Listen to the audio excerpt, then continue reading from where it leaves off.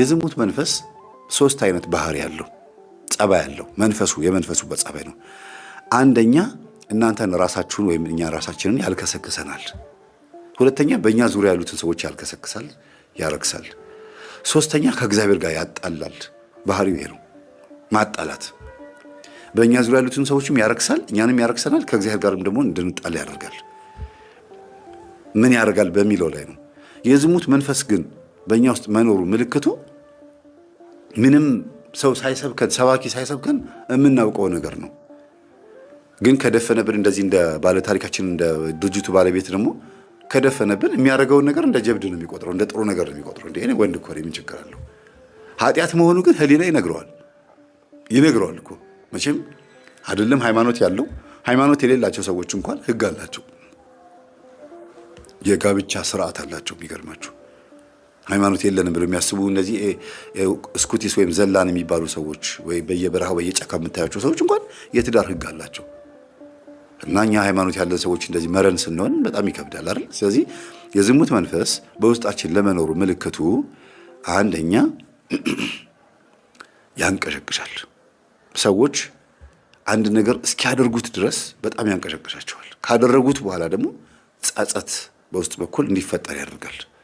ስለዚህ የዝሙት መንፈስ ስራው ምንድን ነው? እንድንተኛ ማድረግ ብቻ ሳይሆን ከተኛን በኋላ እንድንጎዳ ማድረግ ነው ስራው። ሁለተኛ የዝሙት መንፈስ መኖሩ ምልክቱ አጠገባችን ላሉ ሰዎች የምናሳየው ባህሪ ይለያያል። አንድ አይነት ባህሪ አናሳይም። ባህሪያችን ይቀያየራል። ለምሳሌ ለሚስቱ የሚያሳየው ባህሪ፣ ለልጆቹ የሚያሳየው ባህሪ፣ ሚስትም ሴትም ከሆነችም የዝሙት መንፈስ ካለባት ለባሏና ለልጆቿ የምታሳየው ባህሪና በዝሙት ለወደቀችበት ቦታ የምታሳየው ባህሪ ይለያያል። የዝሙት መንፈስ እናንተ ተረዱት ምን አይነት ባህሪ እንደሆነ በየቤቱ ስለሚለያይ እናንተ ራሳችሁ ወቁት። ሌላው የዝሙት መንፈስ ውስጣችን መኖሩ ምልክቱ ግለ ወሲብ የምንፈጽመው ነገር ነው። ግለ ወሲብ አይነ ጥላ ምንም እንኳን የምታስፈጽም ቢሆንም ሴቶችም ወንዶችም ግለ ወሲብ የሚፈጽሙት ያንን ስሜት ለማስተናገድ ነው። ያንን ስሜት እንደ ሱስ ታደርገዋለች። እንደ ሱስ በዕለት ሰው የሚበላው ሱስ ሆኖበት ብቻ አይደለም፣ የግድ የህይወቱ አንድ አካል ስለሆነበት ነው። ካልበላ ስለማይኖር ነው። ዝሙት ካልፈጸመ እንደማይኖር አድርጎ ይስልበታል ማለት ነው። ልክ እንደ ምግብ ማለት ነው።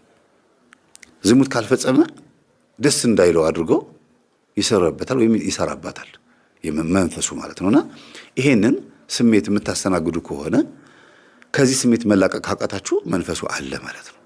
ሀቢት ወይም ድግግሞሹ ተርኒንግ ፖይንቱ እዛው ላይ የሚጥላችሁ ከሆነ አሁንም እንድታረጉት የሚጋብዛችሁ ከሆነ በትክክል መንፈሱ አለ። እሺ ይሄ መንፈስ ስታውቁበትና ስትነቁበት ስልቱን እንዴት ይቀይራል?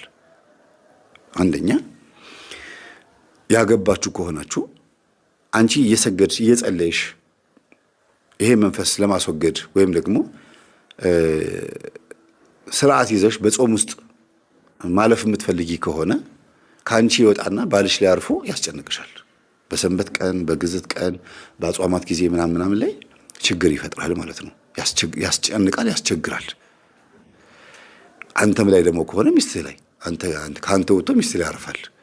በፍቅረኛሞቹ መካከልም ከሆነ ደግሞ መስገድ፣ መጾም፣ መጸለይ ሲጀምሩ ይፈታተናቸዋል። መዳራት፣ ሸራ መጓተት ምናምን እንደሚባለው አለ አይደለም? በዛ ነገር ውስጥ ይጥላቸዋል። ከባድ ችግር ውስጥ ይከታቸዋል።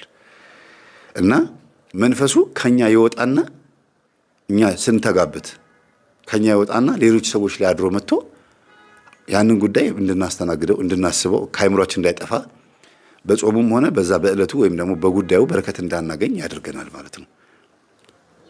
የረከሰ ሐሳብ ስለሚያመጣ ሁልጊዜ የረከሰ ሐሳብ መሆኑን ሳይነግረን እኛ እንዲጥመንና እንዲጣፍጠን አድርጎ ነው የሚያመጣው። ለእኛ እንዲስማማ አድርጎ ነው የሚያመጣው።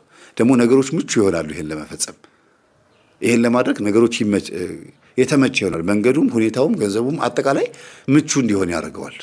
በባልና ሚስት መካከል ግን ምቹ እንዳይሆን ያደርገዋል። በሁለታችሁ መካከል ቅራኔ እንዲኖር ምክንያት ተፈጥሮ በምትሰርቁት ጉዳይ ላይ ግን ምቾት እንዲፈጠር ያደርጋል ማለት ነው። ነገሮች እንዲስተካከሉ እንዲሳካ ያደርገዋል። እና የተሰረቀ ይጣፍጣል ብለው እንደሚሉት አይነት ነገር አካሄድ እንድትሄዱ ያደርጋችኋል። ከዚህ ነገር መላቀቅ የሚቻለው እንዴት ነው? መጀመሪያ ስትሰግዱ ስትጸልዩ ይህን መንፈስ ለመያዝ ከሆነና ከመንፈሱ ለመላቀቅ ከሆነ መጀመሪያ ታሰር ነው የሚባለው። ባለህበት እዚሁ እኔ ጋር ማንም ጋር እንዳትሄድ እኔው ጋር ሆነ ታሰር ነው የሚባለው። እኔው ጋር ሆነ ታሰር። ከዛ በኋላ ታሸኙታላችሁ። ወደ ሌላ ሰው እንዳይሄድ እናንተው ጋር ሆኖ እንዲቀጣ ነው ማድረግ ያለባችሁ የመጀመሪያው። ከዛ ቀጥሎ ደግሞ ስጋን ምቾት እንዳይሰማው ማድረግ ቢያንስ እንኳን እስክትገሩ ያ ስሜት የሩካቤ ኒኮቲን የሲጋራ ኒኮቲን እንዳለ ሁሉ የሩካቤ ሐሳቡን ከአእምሯችን እስኪጠፋ ድረስ ስጋን በጾምም በስግደትም ምግብም በመለየትም ራሱ ለውዝ ከመብላት ምቾት የሚስማሙ ድሎት እንዲመቸን እንዲስማማን ከሚያደርጉ ምግቦች ትንሽ ራቅ ብሎ ራስን ማጎሳቆ ስጋን መጉዳት የዛን ጊዜ ትንሽ እንትን ይለዋል። ህልምም ይከፈትላቸዋል። ብዙ ጊዜ ምቾት እኮ ህልምን ይከለክላል። ስጋ ጎስቆል ሲል ህልሞች ክፍትፍት ይላሉ። መጽሐፍ ቅዱስ ይናገራል። ስጋ ደካማ ነው፣ ነፍስ ግን ሁልጊዜ ንቁ ናት ይላል ማቴዎስ ወንጌል ላይ። ሁልጊዜ ነፍስ ብርቱ ናት፣ ሁልጊዜ የነቃች ናች። አትተኛም ነፍስ። ስጋ ነው የሚተኛው እና ስጋን ለተወሰነ ጊዜ ቅጣት መቅጣት ይበለኝ ማለት መቅጣት ነው። ዝም ብሎ አሁን ሁሉ ነገር ለውጥ እንዲመጣ አለመፈለግ፣ በልምምድ እንዳመጣችሁት ሁሉ በልምምድ ለመመለስ መሞከር። አስቡት፣ ይሄ ባለ ታሪካችን የ16 ዓመት ወጣት ልጅ እያለ ሩካቤን ሴክስን ለመለማመድ ሴተኛ ዳርጋ ሄዶ ነው አይደል ያልኳችሁ? ሴተኛ ዳርጋ ሄዶ አስተምሪኝ አላት፣ አስለምጂኝ አላት። ለመደ። ከለመደ በኋላስ ያንን መንፈስ አፍሶ መጣና ማራገፊያ ሆነ ለሁሉም። ሲያገባም ምንም ሲልም ሁሉም አሁን ልጆቹ ምንድናቸው ማለት ነው? ያ መንፈስ አለባቸው። ምክንያቱም ያንን መንፈስ ይዞ መጥቶ ነው ከሚስቱ ጋር የተኛው።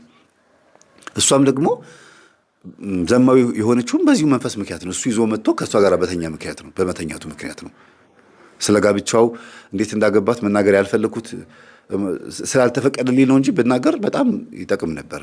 ግን አልፈቀደችልኝም፣ ለቤተሰቦቿ ስትል ማለት ነው። እሷ ላይ ግን የዝሙት መንፈስ የመጣባትና እሱ ቤት ስለማይመጣ እሷ ከእሷ ጋር አብሮ ስለማያድር ከብዙ ወንዶች ጋር እንድትሄድ ያደረጋት ግን የእሱ መንፈስ ነው። እንዴት እንደሚዛመታችሁ እንግዲህ እሷ ጋር ሄዶ እንደዚህ ካደረጋት ልጆቹ ጋር ስመጥቶ ደግሞ ሲያድጉ እንደዛ የማያደርግበት ምክንያት ምን አለ? ለዚህ ነው ወንድምና እህት፣ እህትና ወንድም ሩካቤ የሚፈጽሙት በአባትና በእናት ችግር ምክንያት ነው ብለን የምንናገረው። ባዩት ቪዲዮ ብቻ አይደለም። ለዛ ቪዲዮ የጋበዛቸው መንፈስ ግን የቤተሰብ መንፈስ አለ፣ የዝሙት መንፈስ ማለት ነው።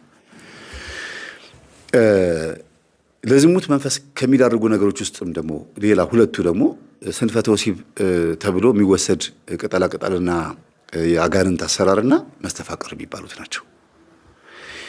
ላገባት ብሎ ሲጠይቃት ወይም ደግሞ ሲሞክር እምቢ ትለዋለች፣ ወይም ደግሞ የማይሳካ መስሎ ሲሳማው በመስተፋቅር ያገባታል። ከዛ ያ መስተፋቅር መንፈስ ደግሞ ሁለቱን በዝሙት ነው የሚያፋቅራቸው። በቃ የተፋቀሩት እኮ ልጅ ለመውለድ ቢሆንም ለመጋባት ቢሆንም ግን ዋናው ጉዳይ ትኩረቱ አይቷት ነው የወደዳት። አካሏን አይቶ ስለሆነ የዝሙት መንፈስ ነው መጀመሪያ በቡዳ መልክ የሚገባው። ግን ውስጥ ያለው ደግሞ እሷ ውስጥ ያለው አይነ ጥላ ደግሞ ይከላከላል። አታገባትም የኔ ነች ይለዋል። ከዛ ምን ያቀርባል? ስጦታ ያቀርባል። መተት ማለት ነው። መተት ይመጣና አይ ይጋቡ ልጆቹ ያንተ ናቸው ብሎ ያዝለታል። የሚወለዱት ልጆችን መልከፍ ትችላለህ ይባላል። እሺ ይላል። በመስተፋቅር ያገባታል። የሚወለዱት ልጆች የተለከፉ ይሆናሉ። በመናፍስት ስለሆነ የተጋቡት በመናፍስት ያድጋሉ ማለት ነው። ሆረር ፊልም ይመቻቸዋል። ግለ ወሲብ ይፈጽማሉ። ከጎረቤት ጋር በልጅነታቸው ድንግልናቸውን ያጣሉ። በጣም ብዙ ችግር ይፈጠራል በልጆቻቸው ላይ ማለት ነው። የማይታዘዙ ልጆች ነው፣ አደገኛ ልጆች ይሆናሉ። መቆጣጠር ያቅተዋል። አባትም እናትም ከቁጥጥር ውጭ በላይ ነው የሚሆኑት። እና የዝሙት መንፈስ በመስተፋቅር ምክንያትም ሊገባ ይችላል። በስንፈተ ወሲብም ያው እኔ ከሚስቴ ጋር ጥሩ ሩካቤ መፈጸም አልቻልኩም ብሎ አይደለም ስንፈተ ወሲብ ድግምት የሚያስደግመውና ይሄንን አኝከህ ይሄንን መጠህ ይሄን እንደዚህ አድርገህ ይሄን አስረህ እዚህ ጋር እንደዚህ አድርገህ ተገናኛት እያለ ደብተራ ሲሰጠው እሺ ብሎ ይገባል። ከዛስ በምን ብርታት ነው ከሚስቱ ጋር የሚተኛው? በመናፍስት። ከዛ ምን ያደርገዋል? ዘማዊ ያደርገዋል። አንዱ አልነገርኳችሁም ከዚህ በፊት ባለቤቴ ደካማ ስለሆነ እኔ ደግሞ ሩካቤ ስለምወድ አለች። በቃ እንዴ ያስፈልገኛል ብላ ሄዳ ጓደኛዋ ስታመክራት ስንፈተ ወሲብ አሰሪ ያለቻት። እሺ ብላ አሰራች። ከዛስ ባሏ ጎበዝ ሆነ አልጋ ላይ እሷ እንደምትፈልገው። ግን ጨዋ የነበረው ከቤት መስሪያ ቤት ከመስሪያ ቤት የቤት በጨዋነት ይመላለስ የነበረው ባሏን ዘማዊ ያደረገችው። ከሷ ውጪ ሴተኛ አዳሪ ሄዶ መተኛት ጀመረ። አምሽቶ መምጣት ጀመረ። ጭራሽ ሴት አቅፎባት መጣ። ሰክሮ እየተንገዳገደ ትዳር አለ እንዴ ብላለች ሴተኛ አዳሪዋ ራሷ። እና ጉዶንኩኝ ብላ ነው የደወለችው። እኔ ጋር አቅርቤላችኋለሁ ገጠመኙን። እንዲህ አይነት ነገር ውስጥ ይከታል፣ ዘማዊ ያደርጋል ማለት ነው። ለጸብቅ ብዬ ባዝላ ተንጠልጥላ ቀረች ብለው እንደሚተርቱት አይነት ነገር ነው የሚሆነው። ለራሴ ለጥቅሜ ብዬ ወይም ደግሞ ለትዳራችን ብዬ ደስ እንዲለን ብዬ አድርጌ ጥበብ ነው ብለው ስለሚያታሏቸው እኮ ነው። ጥበብ ነው ይሄ እኮ ችግር የለውም ይላሉ። አንዳንዶቹ ደግሞ በጣም ሲነቃባቸው ደብተራዎቹ አጋንንት እኮ ይታዘዛል፣ በእግዚአብሔር ኃይል አዝነው ስራ እንዲሰራ ማዘዝ ይቻላል ነው። እንኳን አዘኸው ሳትፈልገው እንኳን መጥቶ እንደ ልክስክስ ውሻ አንተን ገነት ሲኦል ለማስገባት የሚፍጨረጨር መንፈስ ነው አዘኸው እሺ የሚለው። በጣም የሚገርም ነው። እና ይሄ ነው። ሌላው የዝሙት መንፈስ በቡዳ መልክ ይገባል። ጎረምሶች፣ ወጣቶች እናታቸው ጨሌ የምታመልክ ወይም ቡና የምትካድም ወይም ደግሞ ከራማ የምታመልክ ብዙ ነገሮች የምታደርግ ልትሆን ትችላለች። ፈጫሳ የምታደርግ ፈረቀሳ የምትሄድ እዛም ሄዳ ዛፍ ቅቤ የምትቀባ ወይም ደግሞ ደብተራ ጋር የምትልከሰከስ ልትሆን ትችላለች። ከእንደዚህ አይነት ቤተሰብ የተወለደ ልጅ ያው መንፈስ ስላለበት ላዩ ላይ ድድ ማስጫ ድንጋይ ቦታ ላይ ተቀምጦ ምናምን ሲወጭ ወላጆቹ ሴቶችን ያህል ከዛ አይን ውስጥ የገባችውን ሴት ሄዶ እንደምንም ብልጇን ጎትቶ ያናግራታል። ያው ምላሱን ይዘረጋና በዛ እትትህ ይላታል። እሺ ትላለች። አንዴ ከነካት በኋላ የዝሙት መንፈስ ገባ ማለት ነው። ከርቀት ራሱ ራሲስቱ እንዴት ነው ያምራል፣ አሪፍ ነው፣ ምንድነው፣ መቼ ነው ሰላም ሻይ ቡና እንበል ይላል። ገብቷላ የቡዳ መንፈስ። እሷ ደግሞ መለከፏ ደስ ይላታል ትላለች። ሚስቶች እባካችሁን ለባሎቻችሁ ተገዙ ሲባል ባሪያ ሁኑ፣ ተንበርከኩ፣ ሲቀጠቀጣችሁ ተቀጥቀጡ ማለት ብቻ አይደለም። በዛ ውስጥ እግዚአብሔር የሚሸልማችሁ እጅግ የሚገርም ስጦታ አለ። አንደኛ እናንተ በመጽሐፍ ቅዱሱ ጥቅስ መሰረት ባሪያ የሆናችሁ መስሎ ቢሰማችሁም የቤቱ ግን ጌታ ናችሁ፣ የቤቱ እመቤት ናችሁ። ደካማ ስለሆነ ነው ባል ተጽዕኖ የሚፈጥረው። ደካማ ስለሆነ ነው አንቺን የሚያሳዝነው። ደካማ ስለሆነ ነው አንቺን መረዳት ያቃተው። ስለዚህ ደካማ የሆነን ሰው እንቅልፉ ሲመጣ ሲተኛ ላይ ማጋደምን የመሰለ እረፍት የለም። እንቅልፉ ባስ ውስጥ ስትሄዱ የሆነ ሰው እንዲህ እየተንገላወጀ እንዲህ እያለ እንዲህ ቢተኛ እናንተ ብትሸሹት ይወድቃል አይደል? ግን ደገፍ ስታደርጉት እንቅልፉን ይጨርሳል እስክትነሱ እንኳን። ይሄ ከውስጥ የመጣ በጎነት ይባላል። ሌላ ሁለተኛ ደግሞ ሴት ልጅ ለባሏ በመታዘዟ ቤቱን የመንከባከብም የመቆጣጠርም ሆነ በቤቱ ላይ ኃላፊነት የመቀበል እድል ታገኛለች። ጎዶሎነቱ የሚታየው ሴት ልጅ ስትታዘዘው ነው። የሱ ጎዶሎነት ይታየዋል።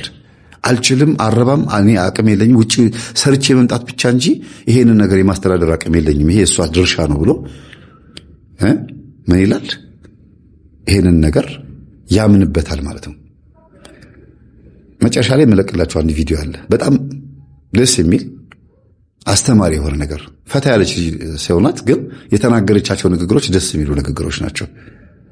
ምን ያህል ባለቤቷን እንዴት እንደምትወደው፣ ለምን እንደምትወደው፣ ባሏም ለምን እሷን በዚህ ልክ እንደወደዳትና ኃላፊነት እንደሰጣት፣ እንዴት ሞራል ይሰጣት እንደነበረ፣ እሷም እሱን በመስማቷ እንዴት ለቤቷ ትክክለኛ ሰው እንደሆነች እና ራሷን ማየት እንዴት እንደቻለች ከንግግሯ ትሰማላችሁ። መጨረሻ ላይ ቪዲዮን ለቅላችኋለሁ። እዚህ ጋር ግን ሁለተኛ ላይ መናገር የምፈልገው ነገር አለ። ባሎች እመኑ፣ ግድ የላችሁም። ሴት ልጅ ቀሚስ ለብሳ ነጠላ ለብሳ ላስቀድስ፣ ልቁረብ፣ ላስቆርብ፣ ጸበል ልጠመቅ ብላ የምታስብ ከሆነች ሚስትህ ማለት ነው። ሴት ልጅ በአጠቃላይ ቤት ያለች ሴት በእሷ ምክንያት አይምሮህም፣ ህሊናህም፣ ልቦናህም፣ ስራህም ሁሉ ነገርህም ስለሚባረክና ስለሚፈወስ ዝም ብለህ ለእሷ ተገዛ። የእውነት እግዚአብሔር ምስክሬ ነው። እንዲህ አይነት ሚስት ካገኘህ እድለኛ ነህ። አትልበስ፣ አይመርባት። አንተ እንደምትፈልገው አይነት አለባበስ አትልበስ። ዝም ብላ የቤት እመቤት ትሁን። የእሷ ጸሎት በጣም ነው የሚጠቅምህ።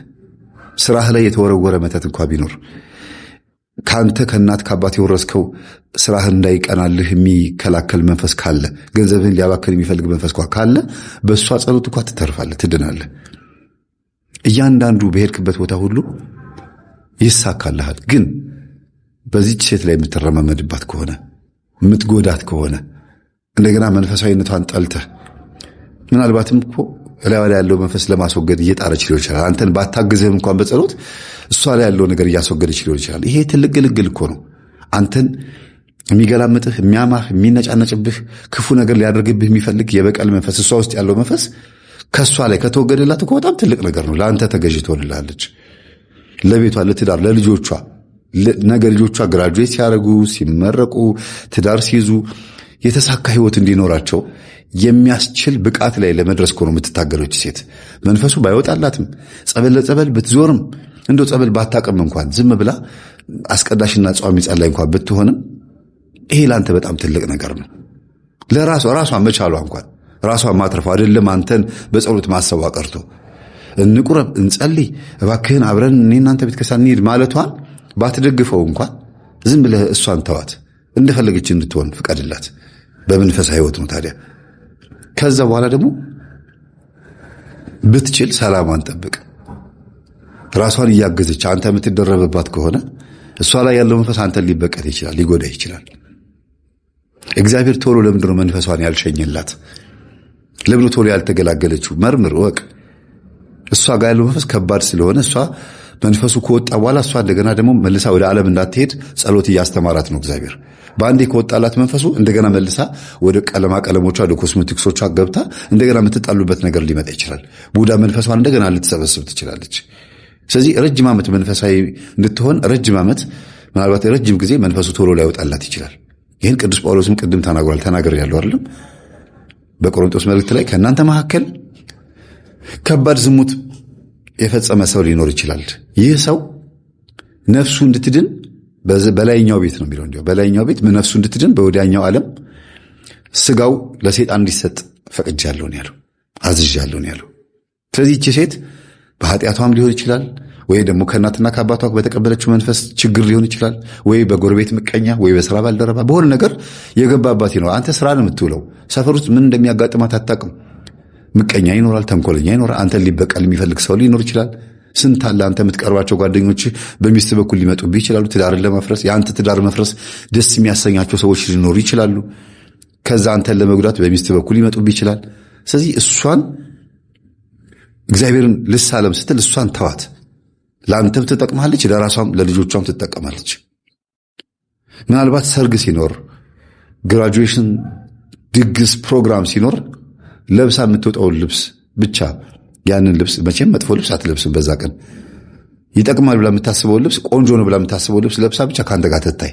ከዛ ውጭ ባለው ነገር በምታይባት ነገር ላይ